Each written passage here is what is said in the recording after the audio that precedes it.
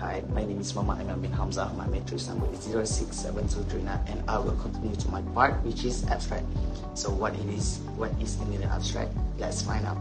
Islamic economy predates all other economic systems. It is fully implemented, it fosters peace and development.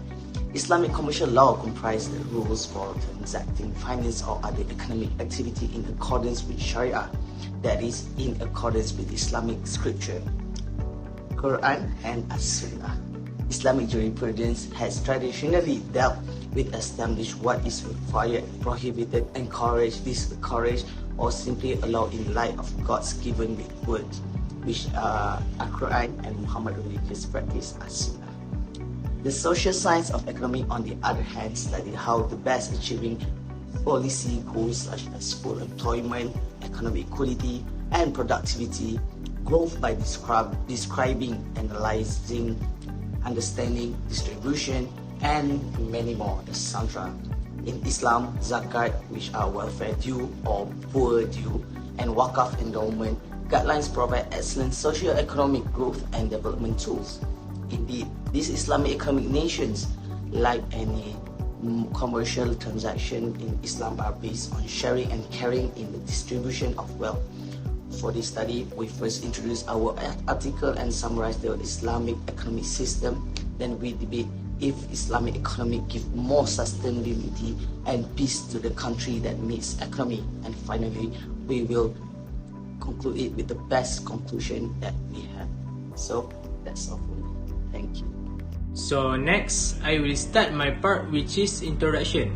Islam teaches its adherents to value social well-being over monetary gain. The economic principles that we are all familiar with are a set of rules or concepts that aid economists in determining how to meet limitless human desires while working with limited economic resources. This proves that Islam has established the best possible arrangements for the lives of its followers, notably in economic matters.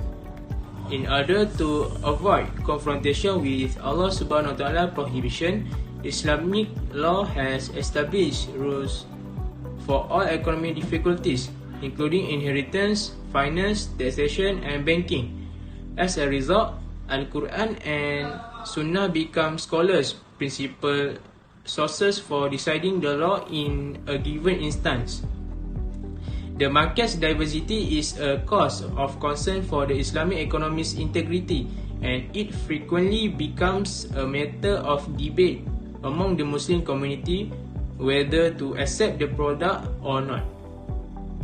The Islamic economy and the mixed economy have certain similarities in terms of decision makers, ownership of production components, pricing, and competition. A fundamental contrast between these two economic systems is the source of reference used in the economic system. To create an economic law, mixed economy combines scientific research with empirical evidence. Islamic economists does not disregard reason or science in addressing economic challenges, but it must be guided by the Quran and Sunnah. Any behavior that violates Sharia law will be categorically and ambiguously condemned. Islam does not forbid its adherents from chasing wealth, but rather strongly encourage them to pursue opportunities to attain comfort in life. The wealth earned, however, should be shared with other Muslim communities in order to gain Allah Subhanahu wa Ta'ala favor. This is because Islam teaches that every Muslim is a brother, and that all Muslims, regardless of nationality or skin color, must help one another. As a result, Muslim brothers can form relationships at the same time, giving rise to a peaceful national society. My name is BINTI Muhammad. My matric number is 067591. Islamic economic system is a socio-economic system based on the moral principle of Islam. It is a system that seeks to achieve economic justice and prosperity for all, while also protecting the environment and promoting social welfare. Islamic economic system can be defined as laws that made by Allah Subhanahu wa Taala to design individual and societal economic relationship and principles of life in a certain and unique system. This system is different from the other system, and this system is older than socialism. Capitalism meets economics and their different application. This Islamic economic system can reduce inequality, can help to increase welfare among society, and it can increase awareness about how to protect the environment. The Islamic teaching on the environment can help to protect the environment from exploitation. Assalamualaikum warahmatullahi wabarakatuh. So I will talk about the basic features of Islamic economics. The basic features of Islamic economics include private ownership, the prohibition of interest, hoarding, harmful products and services, the collections of zakat, the promotion of social welfare, and the promotion of economic justice. First and foremost, private property is a form of property that is created when people use it to generate advantage and gain ownership rights. This private property serves as both a test and a trust from God. Property is a trust, so the owner must use it in a very responsible manner. For instance, the property should not be destroyed or exploited in ways that affect the general population. The next basic feature of Islamic economics is the prohibition of interest, hoarding, harmful products and services. According to Tirmizi, the one who pays and receives interest, the one who records it, and the two witnesses to the transactions have all been cursed by Allah, who declared that they are all sinners. In addition, the collections of zakat is also one of the basic features of Islamic economics. It is used to provide for the poor, needy, and other disadvantaged members of society. Furthermore, when wealthy people donate zakat and charitable donation to those in need, it will ease their burdens. It closes the gap between the richest and the poor. Next is promotion of social welfare. Islamic economics seeks to promote social welfare by encouraging charitable giving, investing in social enterprise, and providing for the needs of the poor. Islamic economics promote economic justice to ensure that everyone has the opportunity to participate in the economy and to benefit from its fruit. I would like to continue about source of income in Islamic economic. In Islamic economic, there are a number of sources of income that are considered to be halal or permissible. These include agriculture, business, mining, labor, industrial and technical skills, treasure, iqta', hunting, zakat, sadaqah and other. Trade and commerce are seen as a way to generate wealth and create jobs, while agriculture is seen as a way to provide food and other essential goods for the community. Industry is seen as a way to create jobs and generate wealth, while service industries such as education, healthcare and finance are also seen a way to promote economic development. Interest-free loans through Islamic bank are also considered to be halal source of income as long as they are not obtained through illegal and unethical means. Gift and inheritance are also considered to be halal source of income as long as they are not obtained through illegal or unethical means. Islamic economy is a complex system that seeks to promote economic justice and fairness. The source of income that are considered to be halal and those that are earned in a fair and honest manner and that do not involve any haram activity. However, there are also a number of sources of income that are considered to be haram or impermissible. These include interest, gambling, usury, and bribery. It is up to the individual to decide whether or not they are permissible.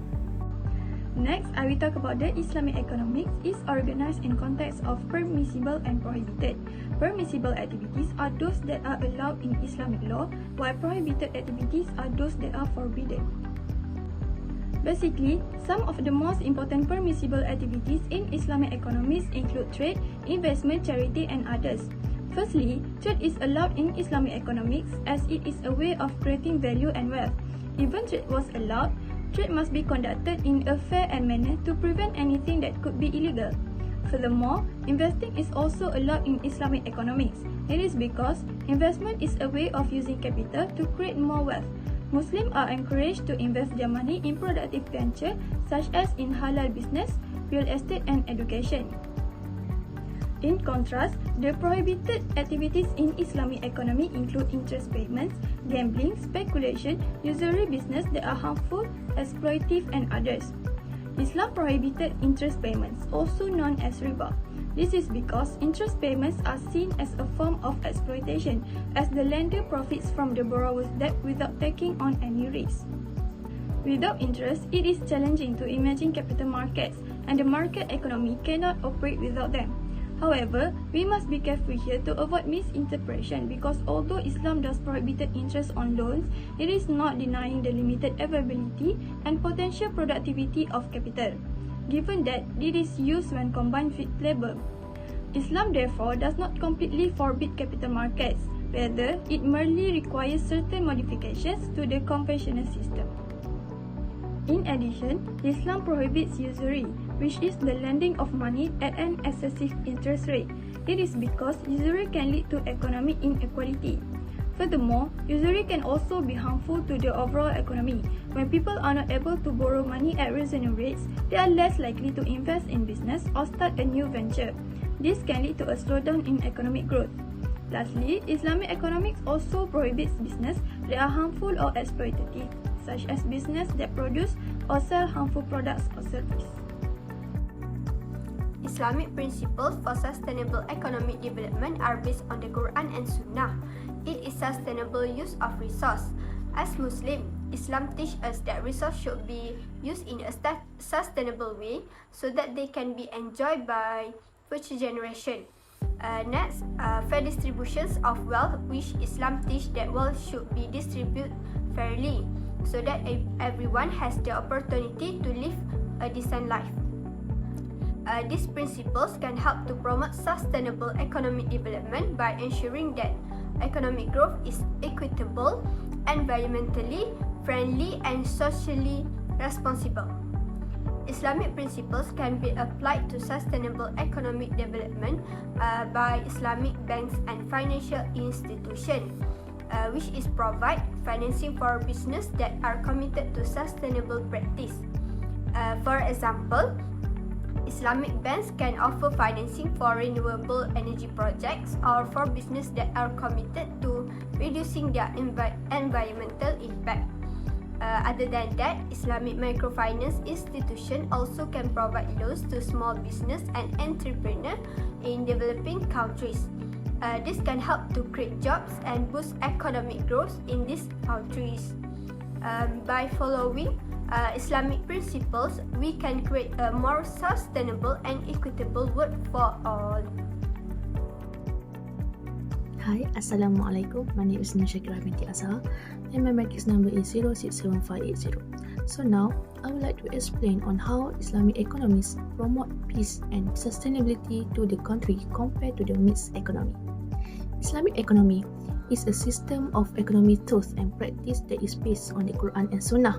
It seeks to create a just and equitable economic system that is free from exploitation and corruption. It prohibits the charging of interest, emphasizes the importance of social justice, and promotes economic sustainability.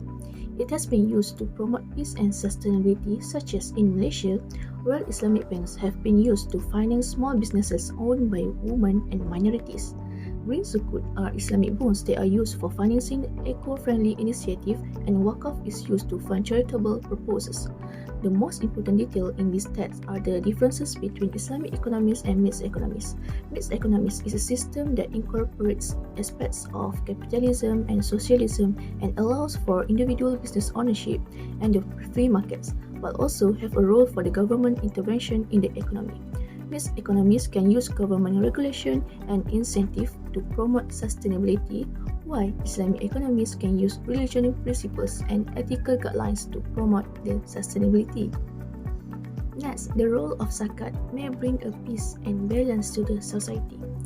Zakat is a mandatory annual charity that's in Islam that is paid by Muslims who meet certain criteria and is used to help the poor, the needy, and the oppressed. In Islamic economies, zakat is seen as a way to promote peace and balance in society, reduce poverty and inequality, and provide the financial assistance to those in need. Zakat is a powerful tool that can be used to promote peace and balance in society. It can be reduce poverty by providing financial assistance to those in need and promote social justice by distributing wealth based on need rather than merit, and build community by encourage people to help others. Other Islamic economic principles that can promote peace and balance in society include the prohibition of interest, the importance of risk sharing, and the need to protect the environment. These principles can help the country to create a more peaceful and balanced society through the Islamic economic system. As a conclusion that can be concluded regarding the issue that has been chosen, it shows that Islamic economic provide many benefits to all levels of society from various aspects of life. The benefits that will be obtained when a country adopts an Islamic economic system include being able to reduce inequality in society because in Islamic economic perspective, it's very concerned with the welfare of all groups, not only the rich, but also focus on the poor and needy.